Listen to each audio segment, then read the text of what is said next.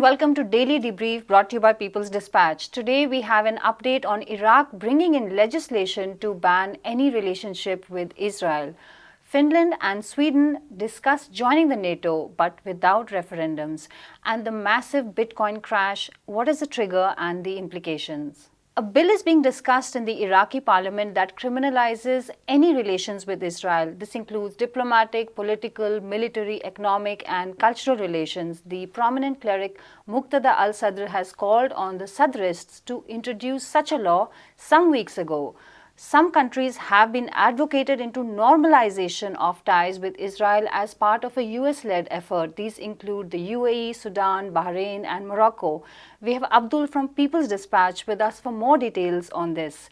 Abdul, what does this bill seek to do and why is it coming right now? As per the initial readings of it seems that the bill introduces death penalty and it basically criminalizes any kind of advocacy, any individual who basically talks about normalizing relations with Israel. Whether it is the state official, whether it is the private entity, whether it is anyone else within Iraq who does it, a group, for example, he or she will be punished. This comes in the context, as you rightly pointed out, Muqtada al-Sadr gave a call asking his party members to introduce the bill in the parliament. There is a context behind it, and that context is in September last year, there was a conference held in Erbil in northern Iraq, in Iraqi Kurdistan, autonomous region, to advocate a normalization of ties with Israel, in which hundreds of people participated. Following that conference, there was a kind of outrage across Iraq. Iraqi courts took action, some people were arrested and so on and so forth.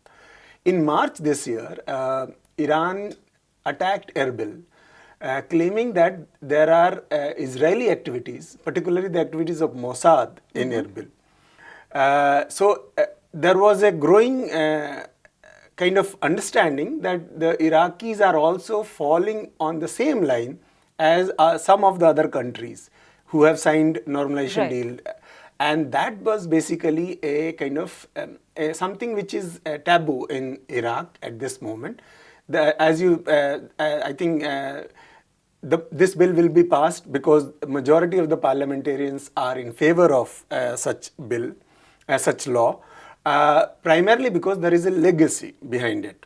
Iraq is one of those countries who denied any kind of normal relationship with Israel because of the Palestinian issue, as we all know.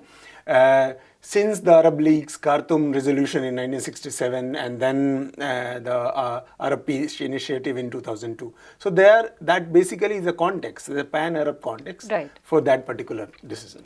So, Abdul, can you also tell us about the Abraham Accord? And some of the Arab countries have actually normalized their ties. So, can you just give us some context into what is happening, why Iraq is taking a different line? Iraq is taking a different line because, as I said, because of the legacy of the Arab Peace Initiative, because of the anti-Israel sentiments, and also because of the some level of Iranian pressures.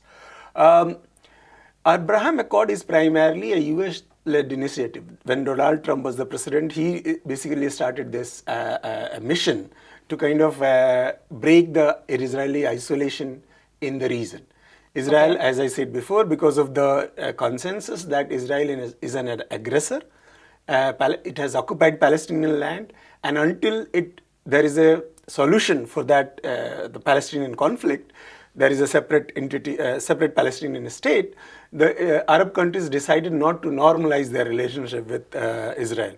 And there was a boycott. So there are exceptions, like Egypt signed Camp David Accords and had a diplomatic relationship with Israel long back.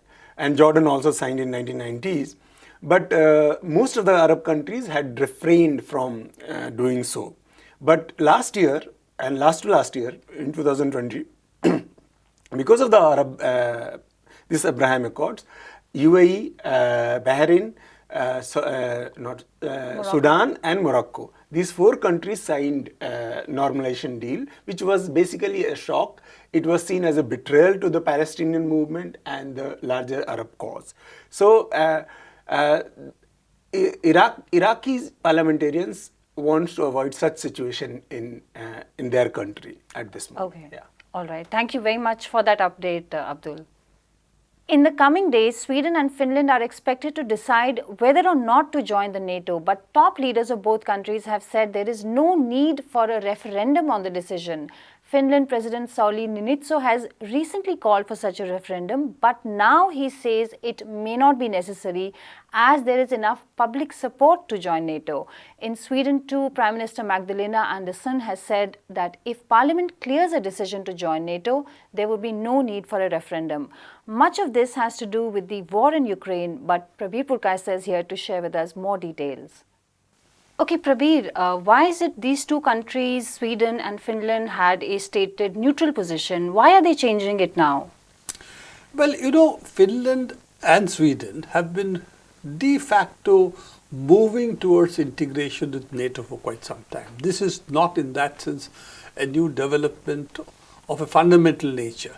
It is that they were de facto becoming members of NATO, if you will, having interoperability about weapons, doing certain set of things with particularly Sweden, with NATO forces. So it's not that sharp a change as it might appear to be. In Finland's case, it is a little surprising because Finland has 800 odd mile border with Russia. In fact, for any NATO country, if and when they join, this will be the longest border that any of them will have with Russia. So for Finland to put themselves in some way at the front line of battle with Russia, land war with Russia, seems rather strange, given that, you know, otherwise there was really no threat that anybody saw towards either Finland or Sweden from Russia. So I think this is more a part of the larger expansion that the US has been seeking in Europe, particularly those which are close to Russia, those countries which are close to Russia, not its earlier focus of France, Germany, Spain, which are really Western Europe, but more focused on the Baltic states and Eastern Europe. And it makes sense only when you see it as a way to contain Russia, sort of build a NATO wall, shall we say, all around Russia. And therefore it was this expansion of NATO eastwards has always been something that was considered by those who are, shall we say, foreign policy experts or geostrategic thinkers like Kennan, like Kissinger, like Brzezinski. All of them have said eastward march of NATO is not a good thing because it really has this potential of getting into a war with Russia, and both are nuclear powers. So this part of it is, I will think that it's a part of that eastward march of NATO. The question mark, and that's I think the good question that you are raising, question mark is why have these countries agreed to declare themselves as frontline warriors against Russia? And why is it their countries, the population of these countries, haven't really raised a voice or seem to be quite happy to march into the NATO camp, considering there wasn't that kind of a support for NATO for the last 30, 40 years? Right, Prabir, we see these opinion polls, etc., saying that there's so much support that these two countries, their leaders have said that they don't need referendums on this issue. What could explain this, and what are the implications for Russia from this? A number of citizens groups have asked for referendums to be held if such a major step is to be taken. But both in Sweden and in Finland, the Prime Minister, the President, the leading opposition party, as well as the ruling parties have all come together to say, no, we don't really need to consult the people. Everybody is on board. You know, the television stations, newspapers have conducted opinion polls. They show overwhelming support for this, so we don't have to do it. So it seems that the people currently are swayed with the war propaganda or the war campaign, which has resonated in Western Europe and in the United States. This has been something which is difficult for us to understand because the rest of the world has not got into this kind of war hysteria that the West has got into. So in that sense, most countries of the world do not want this war to continue. Most countries in the world are not sanctioning Russia, unlike the West.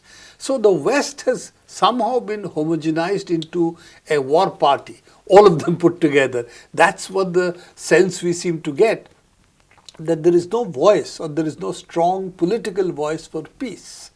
And that is a tragedy because ultimately there is no way Ukraine can win the war against Russia. So the only solution for Europe and for Ukraine is to actually decide on peace and negotiate for peace, something which Zelensky, I thought, had reached in one of the discussions. A 15-point charter was supposed to have been drawn up. All the steps had been taken. In fact, one of the arguments why Russia withdrew from around Kiev was that they felt that the peace was on the agenda. And they were very close to a peace agreement. Suddenly, everything went back to square one and it started again. The war frenzy again built up. So that is something that we have to understand, that the West seems to now have gone into this homogenized political entity, which, whether it is the Republican Party or the Democratic Party in the United States, whether it's the socialists in some of these countries, the Labour Party in England, or the Conservatives, all of them seems to say, we want more war. No, we want even more war. That seems to be the competition over there. Boris Johnson and Sweden had an agreement, again a military agreement very recently. So all of this seems to indicate that there is really no voice for peace. There is no peace movement in the West today. And it's been overwhelmingly engineered to be support for war. Is it the war industry which has got that amount of clout? Is it that the social media and the media has been engineered to really reflect what would be the consensus of the bourgeoisie in these countries? These are open questions. But it is very strange for us to think that Ukraine would be prepared to sacrifice itself for the expansion of NATO, which is what we are really seeing at the moment. Right, Prabir. And what about Russia's response to all these developments? Well, I don't think Russia is going to respond much to Sweden because they don't see Sweden across the Baltic Sea to be such a major issue, perhaps. But I think Finland is of cause for concern for them because it doubles the land border that any NATO country, all the NATO countries put together, have with Russia. It is an 800-mile long border with Russia, the longest border any NATO country would have with Russia. And therefore, I think it would mean that Russia would have to militarize that border as well. If Finland doesn't join NATO, then that border can remain very, more or less a territorial division, some border posts and so on. But once it joins NATO, I think it means that Russia will have to move military and militarize that part of their country as well. So I think that's not a good sign for anybody.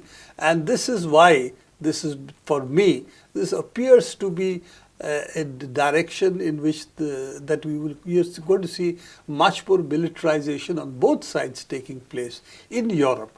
And of course, the US intention has always been to fight Russia with Europeans. And Eastern Europeans, the Baltic states, have fallen easy prey to this scheme because they think this will give them more American largesse, more access to the United States and so on.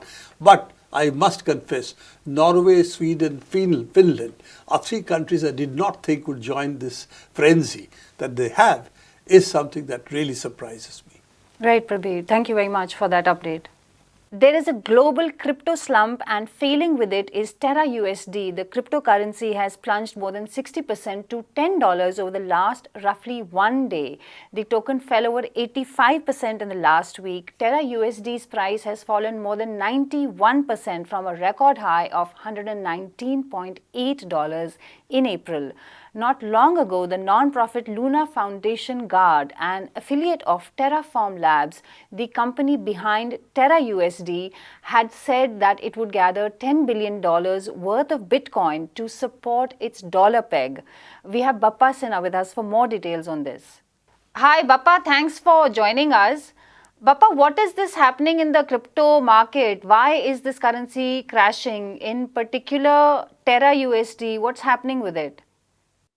Right. So as you know that there is a overall crash in the crypto market, like Bitcoin, Ethereum, the most prominent of the crypto coins, they have also crashed quite a bit. Bitcoin is now roughly at about $28,000.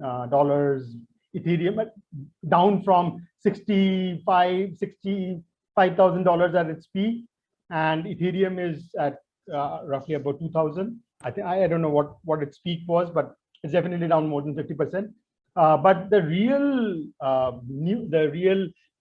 frenzy currently is around this stable coin, something called a stable coin, which is called the Terra USD stable coin. So what a stable coin is, that unlike Bitcoin or Ethereum, whose price is not really fixed to the dollar, it fluctuates and it goes up and down. The whole purpose of the stable coin is meant to be that its price will be maintained to the dollar, right? So one Terra USD would be equal to $1 US. That is the purpose of the stable coin, right? But how do you ensure that that's indeed the case, right? Now, typically, if you have two currencies and the currencies are pegged to each other, then there has to be some backing, right? There's some asset which is backing the peg. Now, in case of Terra, there really is no asset backing the peg.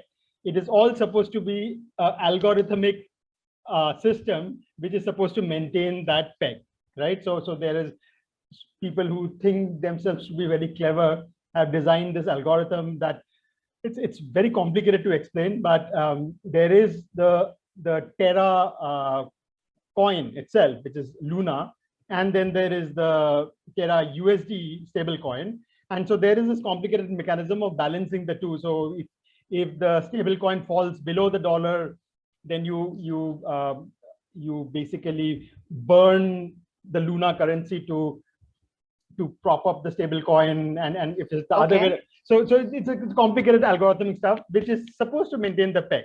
Now the problem happens is that when it gets unpegged from the dollar, when it starts falling very rapidly, then you have to effectively burn more and more of these Luna coins, right? You have to you have to effectively decrease the supply of the USD stable coin, and you do it by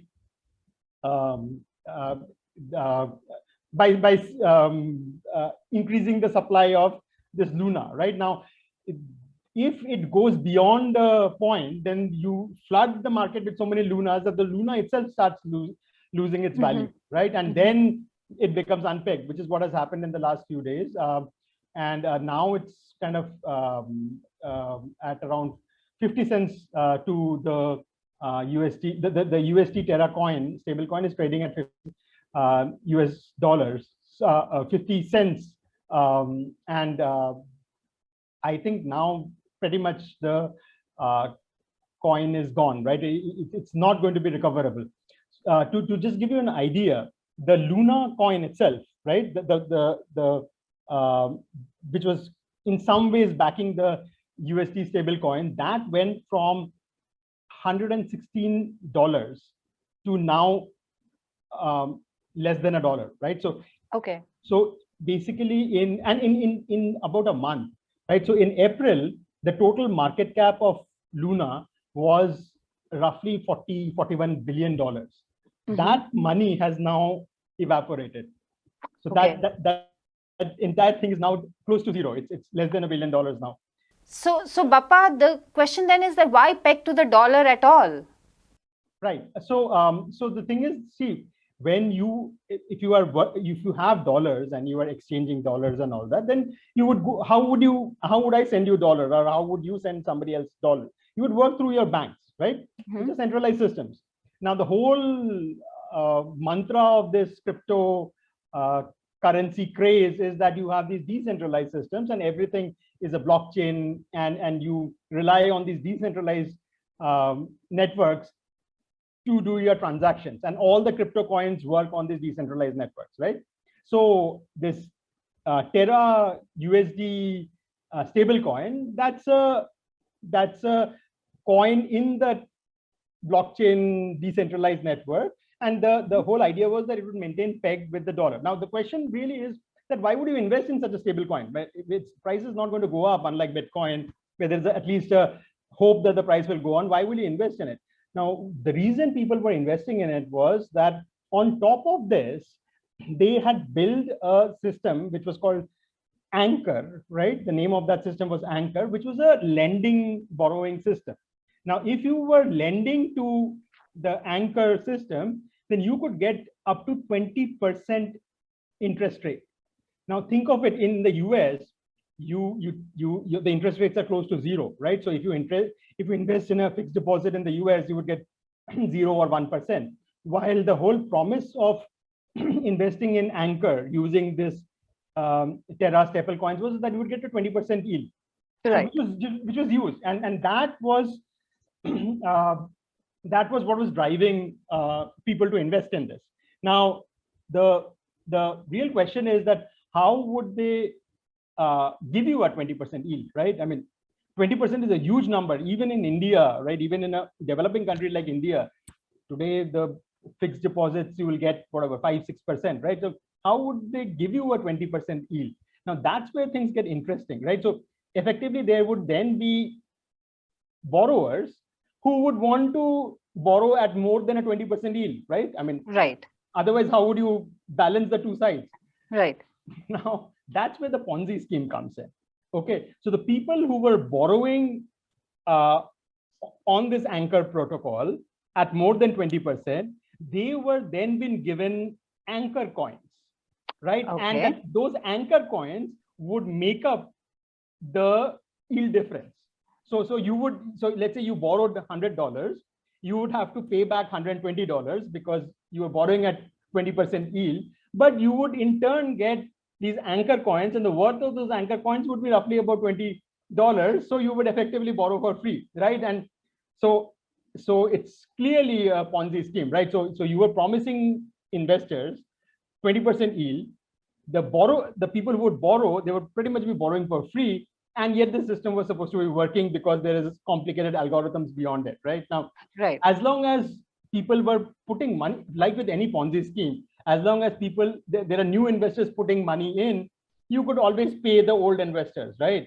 The problem happens when there is a market, overall market sentiment is down, and people Right. are not, forget about people pulling their money out. Even if people stop putting money in, you still have to pay the 20% yield, right? And so that's when the whole thing starts collapsing. There is one more interesting thing in this, that this was all other algorithm-driven stable coins have failed, right? And people were raising questions about this earlier also, that this is a stable coin which is going to fail because it's a Ponzi scheme. So in March, the backers of this Terra Foundation, they said that they would defend the stable coin by purchasing $3.5 billion worth of Bitcoin, which they did over the last month and a half. They bought $3.5 billion. And when this coin was crashing, they spent that war chest they had in trying to stabilize the coin. But even after spending it all, they couldn't stabilize the coin. And so, I mean, you can't defend $40 billion with $3.5 billion, right? I mean, the market value of Terra was $40 billion. Now it's crashed to close to worthless. And so this coin is dead. Sounds like something that was bound to happen, Bappa. Thanks very much for joining us. And that is all we have for today. Do come back to us tomorrow. Follow us on Facebook, Twitter, and Instagram.